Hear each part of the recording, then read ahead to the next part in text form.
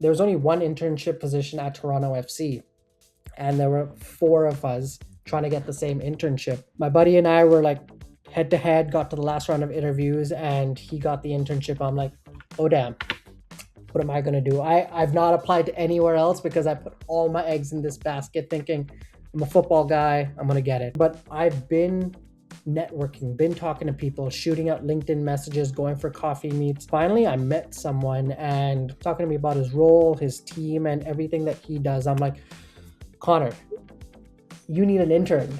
I can be that intern. Let's do this. He was already thinking about an intern. Now he just needed that little push. Went through the most unconventional, untraditional way. I got an internship through a coffee chat. And that's how my sporting career began. Hello and welcome to the Sports Grad Podcast, the ultimate guide to make it in the sports industry. I'm your host, Nathan Peroni, and on this podcast, I chat with people in industry and find out how they got hired into dream jobs in sport. If you want to know what people are doing to break in and grow their career, make sure to follow the pod and subscribe to our newsletter for even more advice. Or if you want to give yourself a competitive advantage in the job market and put your career in a rapid new trajectory, go to our website and apply for the next cohort of the Sports Grad Method program. Now, coming up on the show today is Adam Ferreira, Brand and Creative Project Manager at the Vancouver Whitecaps FC. Adam grew up in Mumbai and after building his early career in Toronto, has made Vancouver home with one of MLS's most exciting clubs. He's passed through the trifecta of sports marketing, property, brand and agency side, has diversified his skills and experiences. From the game crew at BMO Field during Toronto FC's MLS Cup-winning years in 2017 to now building the Whitecaps FC brand, including building the signing story around one of football's greatest ever players, Thomas Müller. With the FIFA World Cup coming to Vancouver in 2026, there's no better person to speak right now about what's happening on the ground in that city. Adam has some unbelievable takeaways, and if you want to know how to climb from entry-level sport roles to leading brand and creative at a professional club, this one's for you. So grab a pen and enjoy this chat with Adam. Hey guys, Ruben Williams here, founder of SportsGrad. We'll be back to the episode in just a second, but I just wanted to take a moment to tell you about the SportsGrad Method program, which has been helping people land jobs at major sporting bodies in as little as 14 days and doesn't require you to take out a massive debt to get started. If you are looking to make a jump into the sports industry, but nothing seems to be working for you right now, then why not apply for the SportsGrad Method program? Inside, you'll get given a proven playbook and a one-on-one industry mentor, as well as access to the SportsGrad network, plus much, much more, all of which have helped people land over 800 roles in sport. If you're ready to back yourself and fully go after your career and not let life get away from you and wonder, what if I'd only given that a shot? Then you're the kind of person who we'd love to work with. So head to sportsgrad.com.au/program and you can apply to join us. Adam Ferreira, welcome to the Sports Grad Podcast. Thanks a ton, Nate. Glad to be here. Pleasure, mate. And thank you for being our second guest from my experience on the other side of the world. We just interviewed someone from the MLS last week, Sonny Dillon. He's from the Sounders. And so part of my outreach going to the World Cup as a fan, you were one of them. I wanted to reach out from like every MLS team that Australia's playing in. Unfortunately, haven't landed some from the Earthquakes, but that's okay. But I can imagine World Cup fever must be taking over Vancouver right now. We're only a couple of weeks away when we're recording this at the start of June. But what's it like? Vancouver's buzzing right now.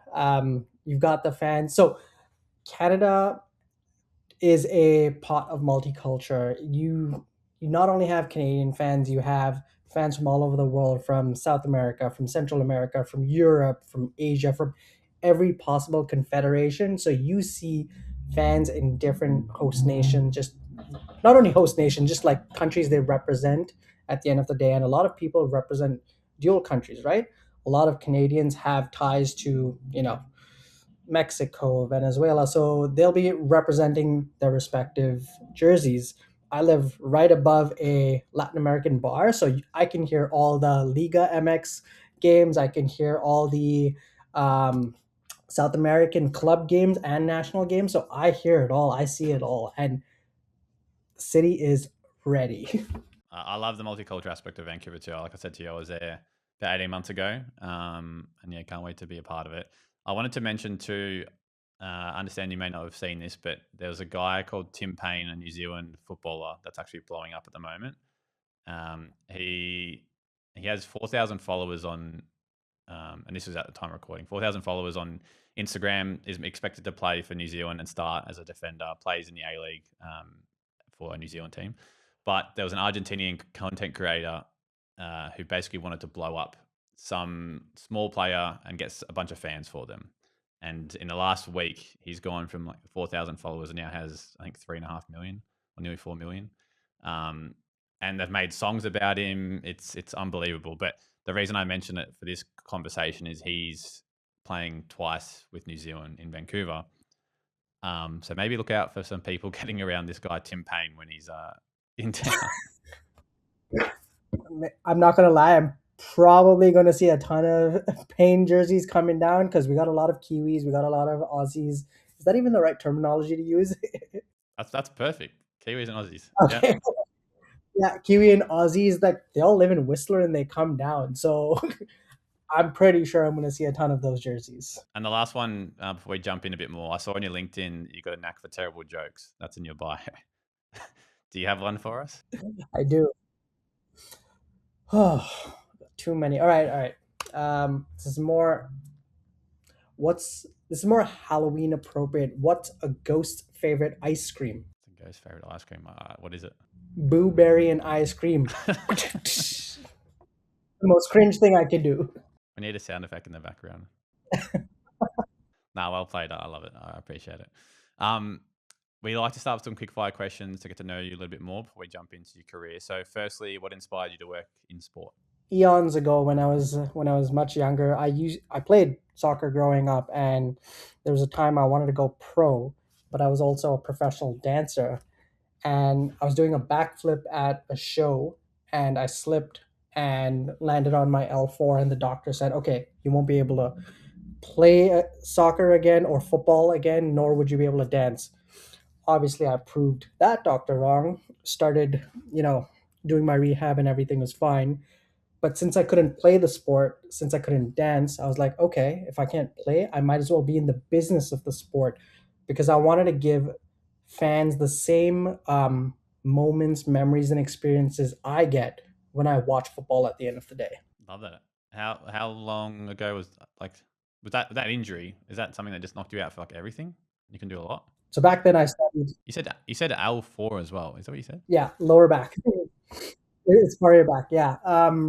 So back then I studied hip hop, ballet, jazz, contemporary, salsa, jive, and was at a dance studio and everything. This was back in 2013, 2012, 2013. 2013, yeah. Cool, man. Love it. Very niche story. And like a lot of us, we all try to think we can make it professionally in some sense, and we never do. Yeah, and especially because I wanted to be a goalkeeper, and being vertically challenged is not for the goalkeeper life. So either ways, it wasn't going to happen. And a long time ago, definitely not happening when I was in India. So lots of layers of not happening. Fair enough. First ever job and first ever sport job? Ooh, first ever job was I was in the YouTube business. So I used to do digital content for a lot of like Hindi and Bollywood stuff back in India, in Mumbai, India. And my first job in sports was an event sales intern for Toronto FC. Love it. I'm sure we'll get to that later as well. After high school, any extra study did you complete? After high school, I did my undergrad in advertising, film, studied a bit of dance, and then I did a diploma in sports marketing and financial marketing. And I'm just going to pause on that. I almost came to Melbourne, Australia to study at Deakin, which we'll dive into. Yeah, wow. We will have to get into that one. One interview question you were asked to answer for the job you're in, or an interview question you like to ask people that you hire? So when I'm applying for jobs or like interviewing for a job, a question I like to ask is, what does success look like in this role? And when I'm interviewing people, what do you think success would look like from your perspective in 30, 60, 90 days of the job, to get them thinking, okay, I've read the roles and responsibilities of the job. So let them formulate different ideas, thoughts, concepts on what success could look like. Obviously, they may not have a great answer, but it's to start turning their brain into like, okay, what could I do in this role? Love it. Yeah, I do like using that one as well when I've interviewed myself. A book or podcast recommendation that's helped your career at all? Podcast recommendation. Believe it or not, I haven't been listening to many podcasts of late. I've been trying to do a lot of audiobooks. Was it the Alchemy of Marketing Alchemy? I read that some time ago. But an important one is How to Win Friends and Influence Them by Dale Carnegie. Do you use that and relate that to a business sense as well? Yeah. And the last one is if you could try another job in sport for a day, what would it be and why? Another sport. So I've dabbled in a bit of NBA, NHL. I know what that life is like. I feel like at the professional level, it would be NBA, just because it's a lot of lifestyle and culture a lot of lifestyle and culture. But personally, I would do powerlifting. Powerlifting. Yeah, okay. Why powerlifting? That's very niche. So I compete in powerlifting, but at that kind of level, when you go to the massive apparel companies like SBD, they host some of the biggest competitions in the world where people break world records. So it's like being a part of that and watching people break world records is phenomenal. They host what they call Sheffield, and that's where they host like the best of the best powerlifters in the world, men and women, watching them break records. Sick. Love it, man. Very cool. I want to get into your early experiences from a career sense, but before we do, now that I know this story that you almost came to Deakin University, how did that almost happen, and how close were you to moving to Melbourne? So this is all during the time when I hurt my back and I was trying to figure out, okay, what am I going to do? India's not the place for me to live and work because it's not your regular 9 to 5. It's more of like a 9 to 9, stay late. You don't have much of a work life balance. As much as I love the culture, love the friends, love the family, I need to do something different with my life. And football was just taking off. It wasn't where I needed it to be for my career to grow. So I had two options: Canada, Australia. So Australia, Deakin University offered the Masters in Sports Management, and Toronto, my idol Julio Cesar, who used to represent Brazil, Inter Milan, he played for Toronto FC. Toronto FC is owned by Maple Leaf Sports and Entertainment, which owns the Raptors and Leafs. They are connected to George Brown College, and George Brown College offers a sports marketing program. So we focus on Australia. I got into the program, and they're also like, offering a bursary. I don't know if they still do that. And heavily inclined, was ready to like sign the dotted paper, make the payment. But I was like, okay, longevity wise, where can I see myself living? I can see myself living in Melbourne. I can see myself living in Toronto. Okay. Sports wise, at the time, I believe it was the Hyundai A League. That's still growing. MLS is a couple of years ahead. So, which one will help my career at the end of the day? And then there's Melbourne City FC connected to Manchester City, but there's also New York City FC connected to Manchester City and the City Football Group. I was like, okay, longevity wise, I think it's better to go to Canada because of MLS, can settle down there faster. So I unfortunately said goodbye to Melbourne and moved to Toronto. Sadly, didn't get to meet you sooner, but would have met you, would have met Ruben either ways. It sounds like a very calculated picture. Like for you to take all that into your mind, it's like I don't blame you for making the decision. Sadly, as someone that's worked in the A League in the past, the MLS is certainly far and above right now. So I think you've made a good decision Doesn't mean there. it's not coming up. No, that's true. Have you never been to Australia at all? Never, and that's a goal. That's one of the next steps. And my wife's always talked about wanting to move to Australia, so we'll need to know the situation with snakes and spiders. an overrated story. It doesn't really have much impact. Did you know your wife prior to moving to Toronto or having this consideration, or you met once you got to Canada? Well, we met in Canada. We met in Toronto. Yeah. And then we moved out to Vancouver. So that's another fun story, but not for a podcast type. No, I love it, man. Love it. Speaking of Toronto, what were some of those early experiences for you? I know you just mentioned MLSE, and I know seeing on your LinkedIn, you had that early internship, but I saw you had a few different contract roles here and there. Yeah, what was it? A challenge, I imagine? Yeah, I mean, I think we have to take into consideration that when I moved to Canada, I was coming as an international student. So I'm already at a bit of a disadvantage because there's this premeditated notion that, okay, international student, command over the English language, knowledge of the landscape, like the sporting landscape or the Canadian fan landscape, that puts you at a bit of a disadvantage. However, a lot of these coffee chats, a lot of mentorship programs, you know, kind of what Ruben and you are offering, like stuff like this really helped my career at the end of the day. I held a 9 to 5 career in the student housing world and then worked 5 to 9 part-time at Toronto FC. And it's a lot of coffee chats, getting rejected, picking yourself back up. Yeah. And if we have to focus on the internship, so there was only one internship position at Toronto FC, and there were 4 of us trying to get the same internship. My buddy and I were like head to head, got to the last round of interviews, and he got the internship. I'm like, oh damn, what am I gonna do? I've not applied to anywhere else because I put all my eggs in this basket, thinking I'm a football guy, I'm gonna get it. Couple of weeks go by, still nothing, but I've been networking, been talking to people, shooting out LinkedIn messages, going for coffee meets. Finally, I met someone and he was talking to me about his role. His name is Connor, talking to me about his role, his team, and everything that he does. I'm like, Connor, you need an intern. I can be that intern. Let's do this. Summer's coming up. You're coming back to BMO Field. Let's do this. And he gave it a bit of thought. He was already thinking about an intern. Now he just needed that little push slash me just being there at the right time also.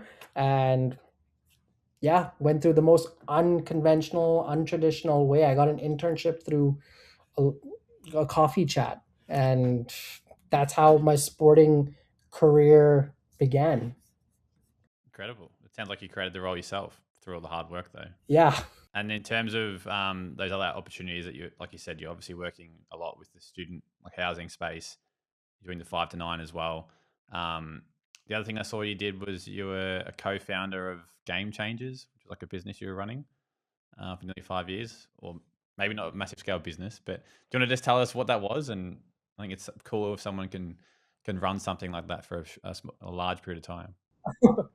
I wish it was that long, but so when we were going through the sport event marketing program at George Brown College, we had to put on an event for the sports community. We had to create a book of business. We had to get sponsors. We had to drive revenue and then donate that to a foundation of our choosing. So it's like literally putting on creating a company, putting on an event, and giving back to the community. So for the classmates and I, or the group members and I, we were heavily invested in sports, and all of us want to be at that C-suite level. So we're like, okay, what can we do different?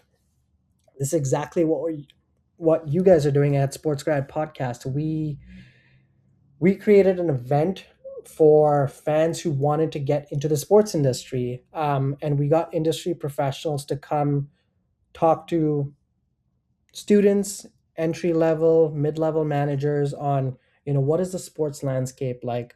Is it actually as glamorous as you think it is, or are we trying to give you this rude awakening that it's going to be a lot of work, a lot of hours, sometimes underpaid, but at the end of the day, it's worth it if you find value in it at the end of the day. So we had 200 attendees with a focus on basketball, and what the basketball landscape looked like from a professional lens.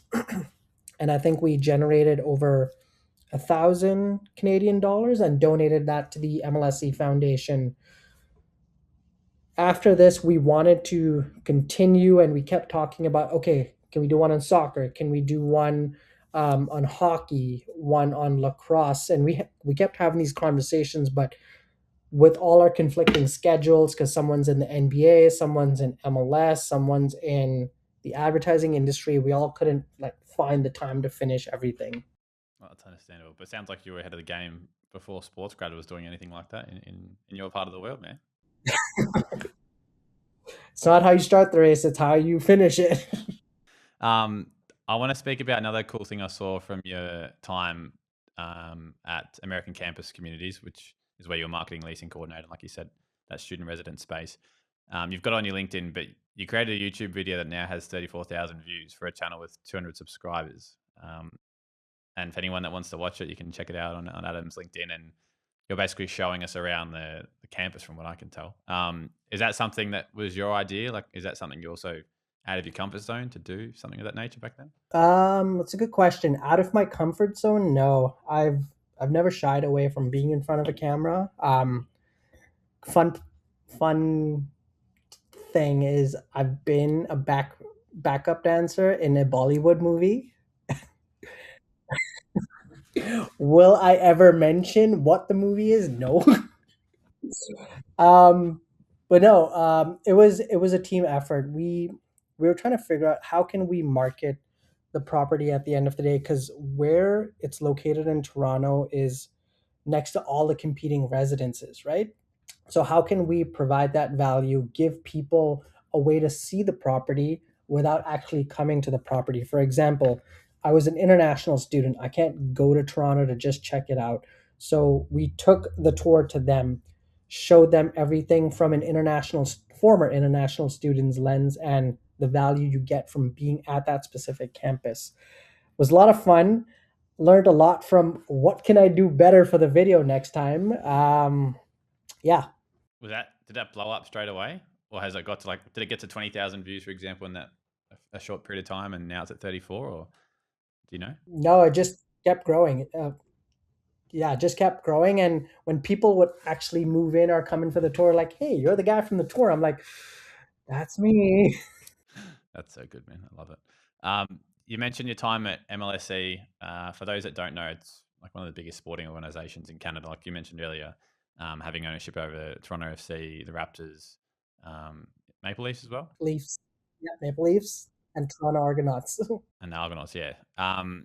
Is there something that you've learned there that you still carry today from a best practice perspective or key learnings? Oh, oh. This is 2016 when I was still an intern. Um, he was the director of ticketing and sales, and I thought I knew it all when I was in my early 20s, graduated university, thinking I know the world and I'm an adult. And we were we were celebrating winning the Eastern Conference Finals and going to MLS Cup. And I was like, he was like, here, have this drink. This one's on me. I was like, no, no, I'm gonna buy the next round for you. And he was like, no, you will buy it for the next person. You're gonna pay it forward.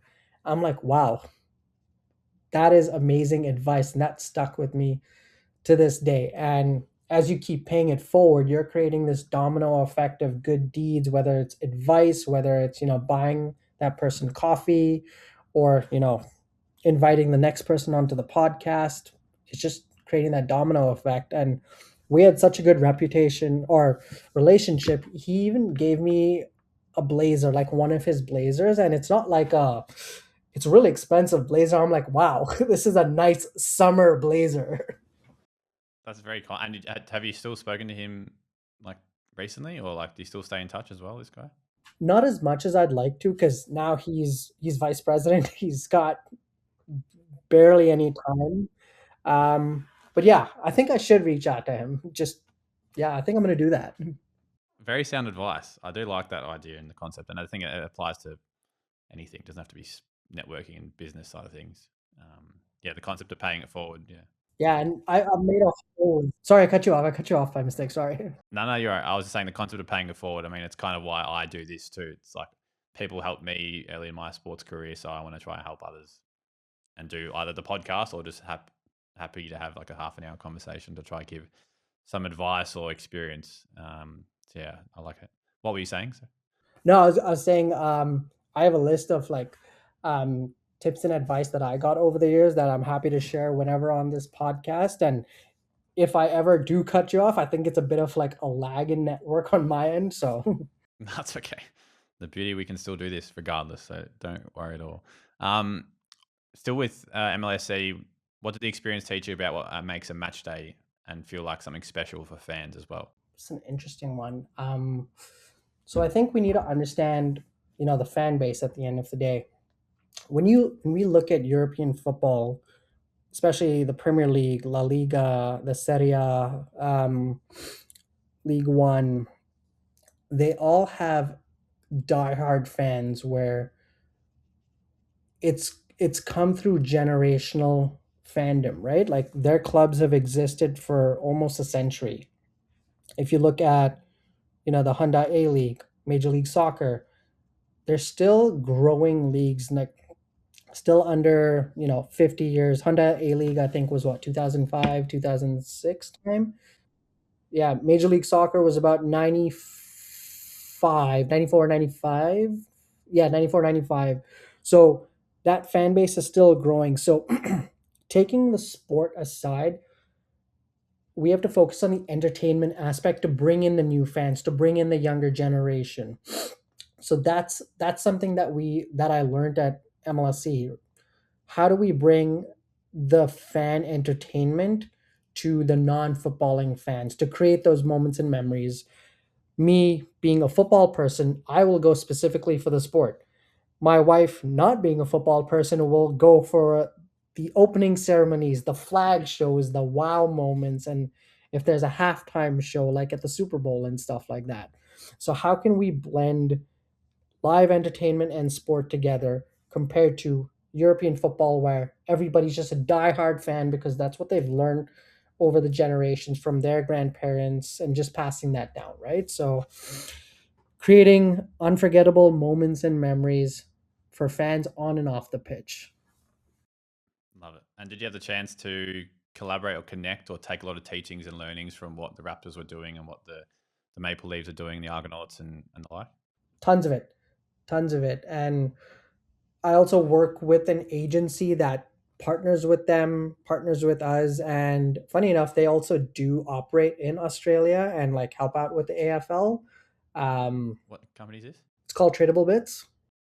Yeah. I know a few of the we actually used Tradable Bits when I was at Western United. I know them well and a few of the team. Okay, sweet. So I've been using Tradable Bits for a long time from Toronto FC, Whitecaps.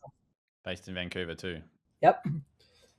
But yeah, I mean, I've spent like a day just shadowing people at the Raptors, a day shadowing people at Maple Leafs, and you see how different the fan base is. Like Leafs are just diehard hockey fans that just want that traditional entertainment.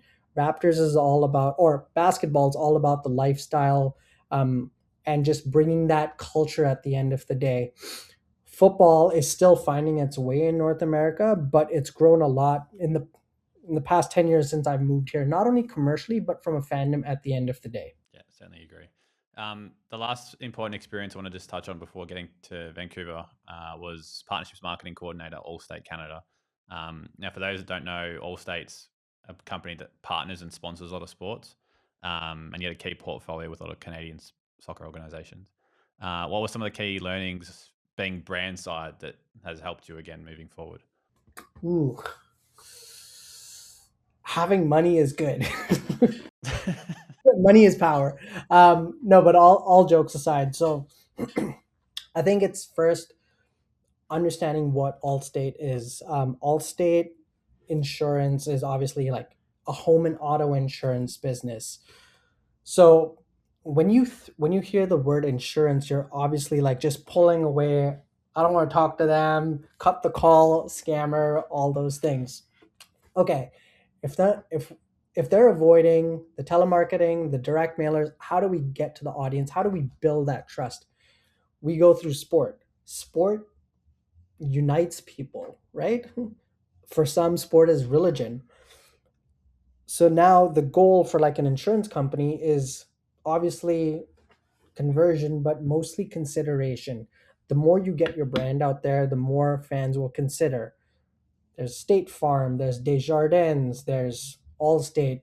It's how you get your brand out there and people just remember so that when time comes for home, for auto, for life, for travel insurance, that's the first thing they think of. State Farm insurance, Allstate insurance. So the goal for Allstate was to create consideration amongst Canadians. Now with football on the rise from 2015 back in Canada, 2014, Allstate looked long term, and my mentor at the time, my boss at the time, great when it comes to advertising. And as long as you can create consideration, people ultimately come to you one day if you show that value. So we did through football, giving Canadians the chance to meet their football idols. So we hosted 3 events, one in Toronto, one in Calgary, and one in Montreal, and gave fans the opportunities, obviously during COVID, the time to meet their idols virtually. So people got to meet Toronto FC players, MLS players like from LAFC. I don't know if you know Carlos Vela, who used to play for Arsenal. He was at LAFC at the time. And we worked with big brands like Kohler, who were partnering with Manchester United. And for me, that was the world because I support Manchester United. And I got to meet players like Brian Robson, Dwight York, Andy Cole, guys I grew up watching and idolized. So getting to meet them virtually was an amazing experience. And other fans get these moments, they take photos, they talk about it to their friends. Hey, I was at the Allstate Soccer Show, I met Brian Robson, I met Wayne Rooney, I met Peter Schmeichel, and so on and so forth. So the word, the brand name keeps getting thrown into conversations when it comes to the sport at the end of the day. I love that perspective, and it sounds like you took a lot from what was only a small period of time actually at Allstate as well. That despite being primarily like in the brand marketing space now, and maybe not so partnerships, a lot of what you just explained is what a lot of people should know moving into that partnership space or being on the brand marketing side for the brand, like you say, who are the ones partnering and sponsoring sports. So Yeah. And the fun part is that was my 9 to 5 job. That was my 9 to 5 job. I had a 5 to 9 job, and yeah, I learned so much in those 8 months because my manager at the time was like really organized, really on point.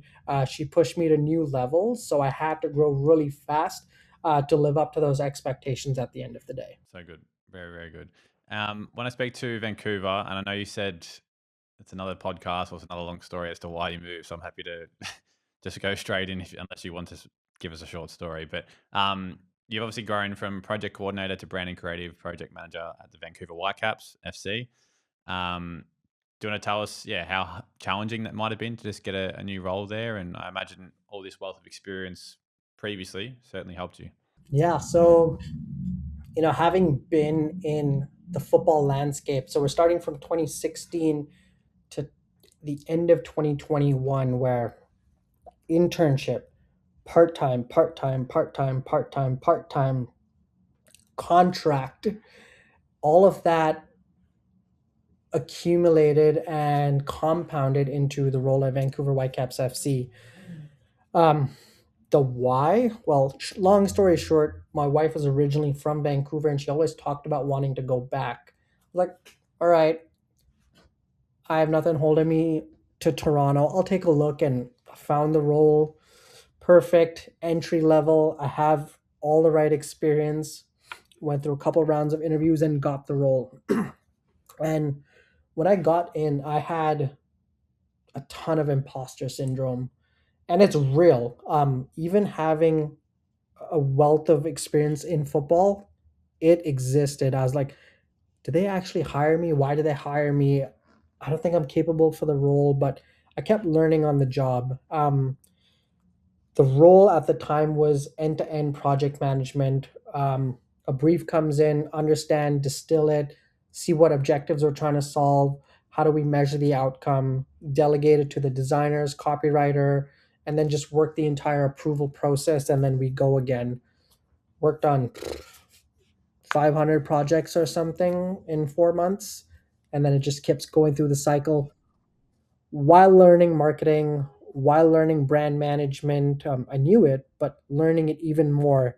And I got this role because I I already did a lot of the groundwork or the brand activation at Toronto FC. So all the flag bearer stuff, um, doing the part-time role or the contract role at Allstate Canada, learning more about email marketing, learning more about event management from a corporate brand lens, and then learning tradable bits through the co-producer, learning a tech software that Vancouver Whitecaps FC uses to drive fan data at the end of the day. So all these little skills, bits and pieces I picked up along the way got me to Vancouver Whitecaps FC. Now the challenge being at Whitecaps FC was there was no manager. So I'm learning how to do a coordinator job and also trying to do a manager job. And it's not just a one person kind of job. I was doing like three different roles. So like really pushing myself every day, trying to learn, learn from a lot of mistakes. Um, Mistakes is a part of it. And honestly, learning through them is one of the hardest realizations you have to accept. Like you will make mistakes and you have to own up to it. Once you own up to it, then you'll learn and grow from it. And I also had to learn a lot of business acumen to present to senior leadership on the hows and the whys to showcase that's why I'm your next manager at the end of the day. Did you find that being so, I guess, siloed and alone, and you were lacking some management, that you were able to just get thrown into deep end single swim situation and allowed you to grow maybe more than if you had someone directly above you and perhaps stunting growth?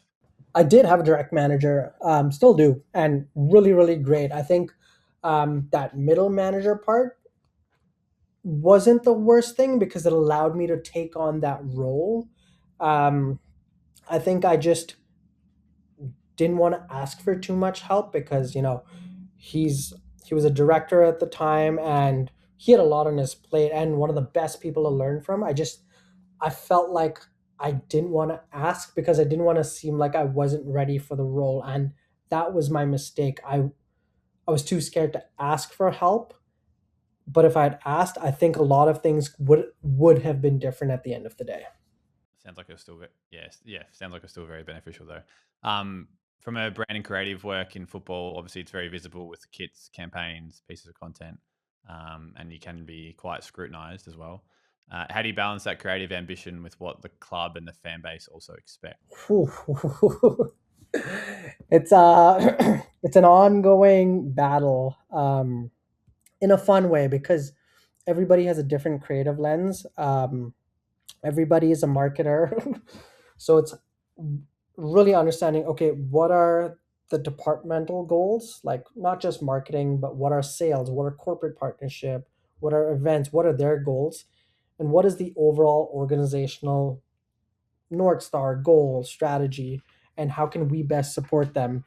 I think for us or for myself is understanding or remembering what our voice is, what our departmental goals are, what our brand guidelines are, like from color palette, font, typography, the kind of information hierarchy we have on a social media post versus an email versus an out of home.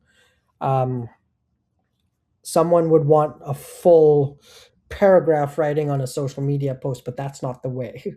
You got to really understand the audience through that platform and that kind of communication, and no one will really understand it until you're in that situation creating it and understanding the audience. So it it's a conversation, and it's sometimes it's a hard conversation, sometimes it's an easy conversation, but it comes down to building that relationship with those people, because once you do that and build that trust backed by data, there's nothing stopping all of you together to build something beautiful. Do you find it's a little bit easier to grow a brand like Whitecaps FC when perhaps you've got a little less sport in Vancouver than Toronto? Of course, like you're missing an NBA team. Yes, the Canucks are obviously quite big, and I know ice hockey is like one of the major sports for Canada. But yeah, do you find that it's maybe slightly less crowded than in other markets? Not really, because we're not. The Canucks are great. BC Lions are great. We are competing with them, but we're not. We're actually competing with the economy. um, we're competing with Mother Nature. You've been to Vancouver, you've seen the beautiful trails, the beautiful hikes. So, would I rather be at a sporting event on a Saturday evening when the sun's out? Of course I would, but would my wife would want to be there? Absolutely not. She wants to go for a walk on the seawall in her Lululemons, and that's it. There's a roof on BC Place, right? Yeah, there is, because Is it retractable or is it always there? retractable. But not the entire thing. But it's also for the fans. Vancouver is known as Raincouver. We get a ton of rain, so it can be depressing at times. But that's why you see a ton of greenery over here. Another big part to the Whitecaps recently has been landing Thomas Müller as a marquee player. I imagine you probably had a lot of fun within your team and the broader business on how you've marketed that. I suppose, did you know weeks, months before that this might have happened, so you can prepare? Or it's like, hey, like this is happening tomorrow. We've got to market this guy and help get some bumps on seats. I heard about the rumors first, but obviously can never believe all the rumors. Otherwise, we'd be having a full starting 11 all star. I was actually away for a powerlifting competition, and then I come back and everybody's like, "Have you looked at your phone?" I'm like, "No." They're like, "Come on into this room." I'm like, "What's going on? Why is this such a closed door meeting?"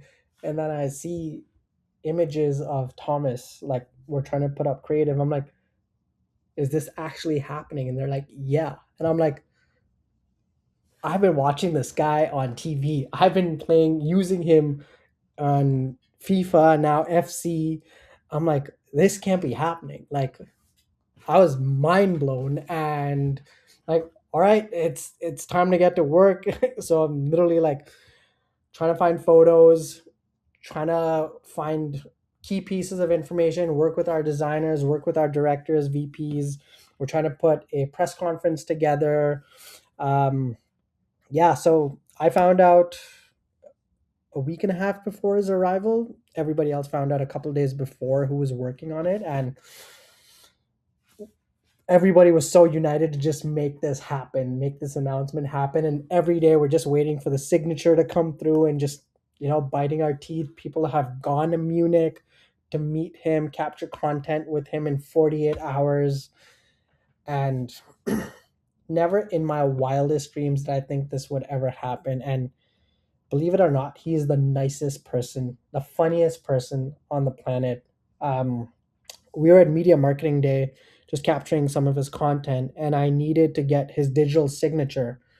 So he took the iPad pen, and he knew it was an iPad pen or an Apple pen, and he tried to draw his signature on my shirt. And then we both looked at it and just started laughing.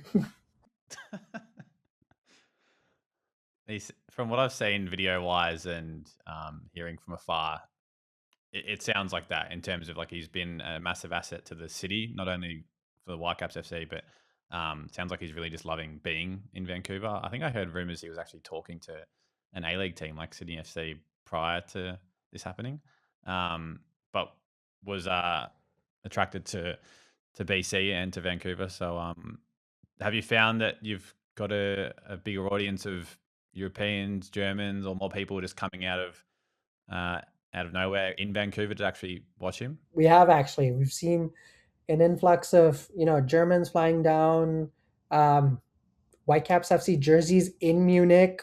But more than that, his fan base not only is attracting Europeans, it's attracting Chinese market, the Indian market, because they're massive football fans. They're massive European fans. And being a Muller fan, they want every jersey, whether it's Germany, Munich, and now Whitecaps FC fans. So he's pushing it out there. We've seen all these different markets come in. People flew into Miami for MLS Cup. Um, just seeing him like help bring fans to the stadium at the end of the day is just mesmerizing. We were already selling out seats because of our 2025 run, but he helped bring in more fandom globally. Have you heard of Copper 90? Yeah, I was going to say, I feel like I watched Ali Menjum or someone do a video on the Whitecaps last year. Was that right? yeah. The it was not on the Whitecaps. It was football in Vancouver. Yeah, Vancouver football. Yeah. No, I was like just thinking about that. Then I was like, that was actually a really cool, insightful video into what things are like. Have you been to that place in Vancouver? Oh, you probably have. It's like this little small shop and it's got all the jerseys and everything. I haven't actually. I live such an accelerated life. I go from work, powerlifting training, home, and bed by 9. Maybe we'll have to go together. I'm ready. The last one on the Whitecaps before I jump to more World Cup. What's what's a project that you've worked on that you're most proud of in your time so far? I got 3. I'll give you high levels. Um, Esports. We took a former MLS athlete and made him our first ever MLS player. So he represented Whitecaps FC, Toronto FC, represented Canada men's national team, and then became our Whitecaps FC FIFA player. Went to Austin for MLS Cup. Obviously, we didn't win, but that was one of the biggest moments. It was more of a PR stunt. Put Whitecaps FC on the map for the younger audience and the casual gamers. Second would be migrating our project management to Asana. So leveraging that platform and creating a foolproof end-to-end process um, to help our designers, our project management team move projects faster through the funnel. And just understanding, what is the cost of a project versus the value of the project to showcase whether our cost of work is a net positive or a negative at the end of the day, because everything's a book of business. And then thirdly, German Breer Erdinger created a 3-pillar concept of pre-match celebration called the Erdinger patio. So beers before the match outside the stadium, outside Vancouver Stadium or BC Place. Then we have the Erdinger House, a premium viewing area right behind the bench with the tagline "Pour Prost Football," which means pour cheers football. And then the third pillar was taking the Erdinger House experience to our local bars called the Caps and Taps poured by Erdinger. So you can watch all your Whitecaps FC matches with audio on, Erdinger poured on tap, and just bringing that football culture around Vancouver, because we wanted to, create further market share for the brand, but also continuously build up Whitecaps FC amongst the fans at bars who go to watch NHL, NBA, CFL, and all these different leagues. 3 fantastic and very diverse projects. I like it. We'll have to check out those bars as well. Speaking World Cup, I know I mentioned it earlier, but still on Whitecaps FC, what are some of the initiatives that you guys have been trying to implement in the months and years, really, to help capitalize on this movement? Yeah, I think it's FIFA's an interesting one because there's a lot of red tape and a lot of people won't understand it, but it's because they have such amazing sponsors, right? If you're paying for something, you want to be able to, get your value, and that means cutting out the competition or not giving competition opportunity, right? So um, a lot of clubs, a lot of conflicting partners won't have that opportunity. We at Whitecaps FC cannot use FIFA's word marks directly, which is understandable because they're at the national level or international level. So we have to focus at the local level. How do we do that? We have to remind the fans that, this is home of Vancouver's team. We have national pride. We have players that have come through the Whitecaps FC Academy, represented not only Whitecaps FC, but been at UEFA Champions League, now representing Canada for the second time. And even if you're not a Canadian, you are a Canadian at the end of the day. For example, born in India, but now I'm Canadian at the end of the day. And if I ever had a jersey with my flags, I would have India, Canada. Obviously, that's a little controversial for some, but we see a lot of players also having like their dual flags. So reminding fans that they have the opportunity to wear both Canada and their original nationality on their sleeve, pushing it out at different festivals. So like FIFA Fan Fest, having our Whitecaps FC cube structure, 10 by 10 tent, whatever you want to call it. We call it the cube. And just having, fans be able to score on our goalkeeper, interact with our cube where they can educate themselves on the history of Whitecaps FC, um, get little trinkets here and there. And then we'll also create some contests to help fans, win prizes, whether it's merchandise, whether it's tickets. Because there's a lot of red tape, we have to like activate as we would at a general festival. But I've also not been at the office for the past month just for like XYZ reasons. So I'm sure the strategy has changed over that time. Still sounds like there's some great initiatives, and you make a good point around the red tape. Like it's probably something you don't realize unless you're in the space of even things like they black out all the stadiums for naming rights. And I know I've heard a lot of stuff around Mercedes-Benz Stadium in Atlanta and how that's such a challenge to stop all the Mercedes logos being there. There's probably a bit less of that at BC. Yep, we we don't have any of that, but you'll just like see anything within like a kilometer or 2 kilometers, like whatever has like close to a branding will be taken off. Same for bars. You can't use the IP rights unless you are promoting Michel Loeb Ultra Beer.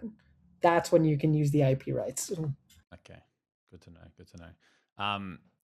Yeah, the other thing from a World Cup is like, what are some of the legacy things you see from football, soccer, in Vancouver, but not only Vancouver, but Canada broadly, that you think will come out of this, like growth of participation, growth of the league, new franchises? Do you think? I think it's the participation is already there. Football is a low barrier entry sport, but I think because of this hype, it's going to see a rise in viewership and attendance. The reason why people appreciate NHL, NFL, NBA more, they are great sports, don't get me wrong, but it's because it's so fast paced, quick back and forth, there's action. But for football, you also need to understand it's a long game, it's a mental game, it's tactical. It's tactical to the point where you have to improvise on the way. So when people now witness the World Cup and everything around it, they'll start to feel the fandom. They'll start to feel those moments and memories you and I get when we watch football, to try to understand it more and then see why it's called a beautiful game. Science World in Vancouver is having a full immersive display behind the technology of football, like what VAR is, and educating fans. So mix education with the exciting fan moments, people will start getting into it more. The last one on the World Cup for me is just, how do you think Canada will go? Hopefully your predictions are close, but yeah, curious, what do you think they'll end up? Looking at the roster, I think we have a good chance of making it out of the group stage. I think round of 32 is very much possible, depending who we get round of 16. I think I'll have a better prediction when we meet up in a couple of weeks because, we got to finish playing Uzbekistan. We got to finish playing Ireland. We got to see the injuries that come out of this because our squad has been injury ridden. So I'm gonna say round of 16. That's my prediction. I feel like a pass mark is you have to get out of the group as a host nation. That's got a good caliber of football, not highest level, but I still think that's the goal. And you got 2 games in Vancouver, right? 2 games in Vancouver, and funny enough, I've not bought any tickets. Maybe someone get Adam a ticket to the World Cup in Vancouver. I just missed all the chances to buy it. Oh, it's hard for anyone to buy. I don't know how we somehow bought them, to be honest. We got so lucky. But yeah, can't wait to obviously be a part of it. And I think the city's going to just flourish with everything going on. So yeah, exciting time. Want to give you a bit of a theoretical fun one as we sort of wind up. If you had to go back in time and someone said, I'll give you $1 million if you can land a job working in sports marketing, you've got 30 days. How would you approach the 30 days? I think just jumping on LinkedIn, just setting up those calls 9:30, 10:30, 11:30, 12:30, working on my visas also simultaneously for Commonwealth countries like the UK, Australia, where I can potentially, broaden the landscape to find a job and just put my best foot forward. What my elevator pitch, right? I'm Adam Ferreira, creative project manager, brand manager that helps drive revenue through data-driven decisions. Like literally, that's about it, and see what comes back. Getting a job in 30 days, really tough just because of the hiring processes, but really, really shooting out those LinkedIn messages and not the generic copy paste ones, like an honest, targeted message to each person at the end of the day, the way you reached out. I'll have to copy and paste my message for an example. I love how you got the elevator pitch down pack too. That's very good. Years of experience, trial, error, mistakes, and yeah. Love it. And the last one is a question from our last guest, and timely, obviously. This was from Sonny, who is at the Seattle Sounders.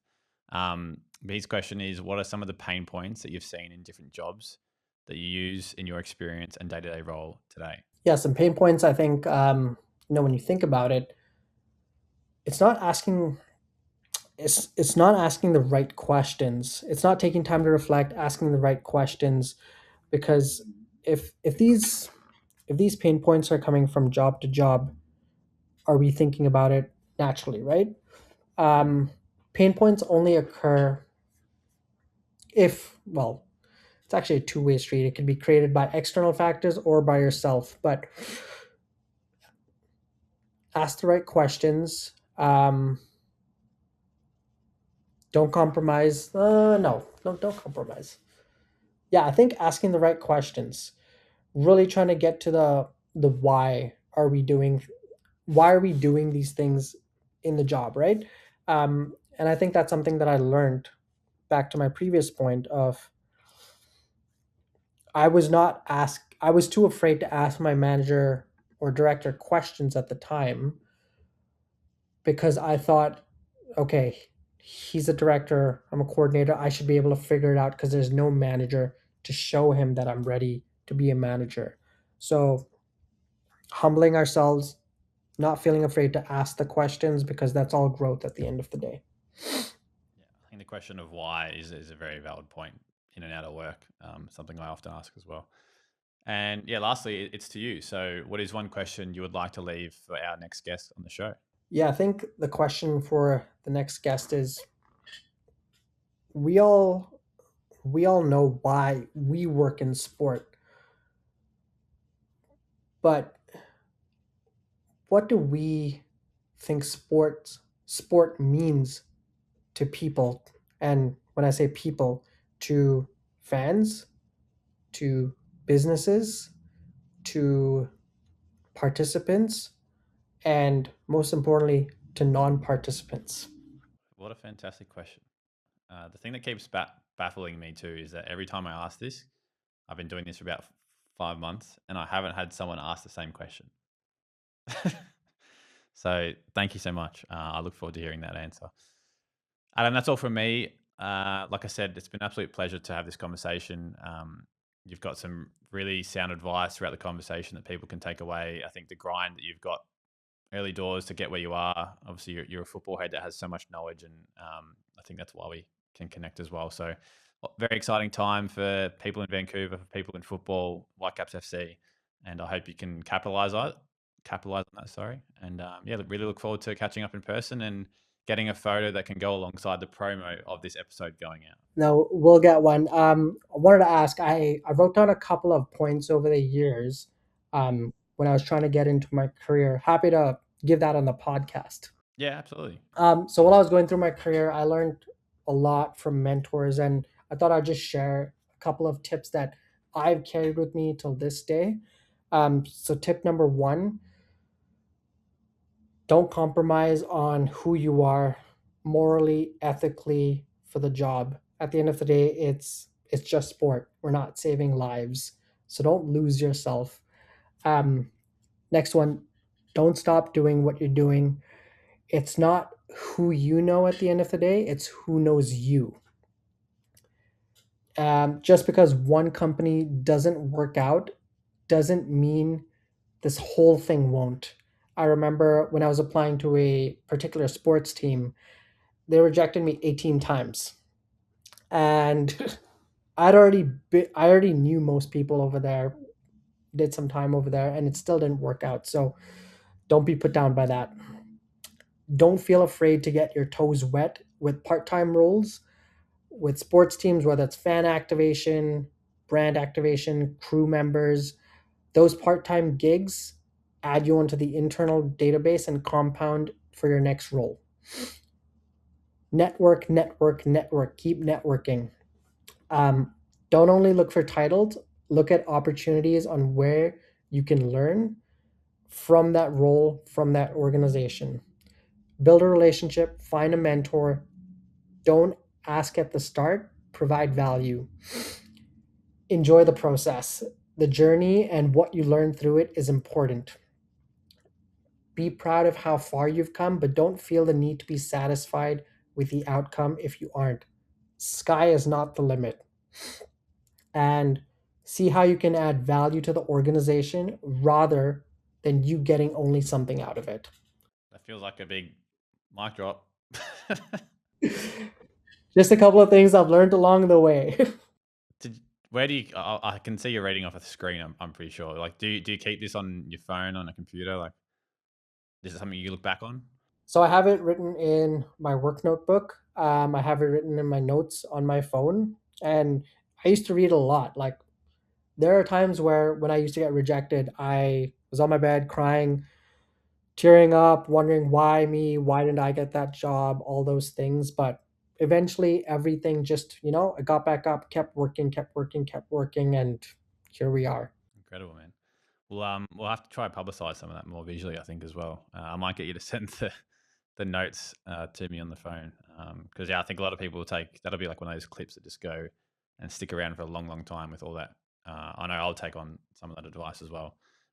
Was that all directly from like a conversation that you just had at coffee or conversation at work and you like took bits of this, or you've just compounded your knowledge of all these conversations and learnings over time, and that's kind of your own list based off of that? Compounded over time, put it together from my own understanding, reflection.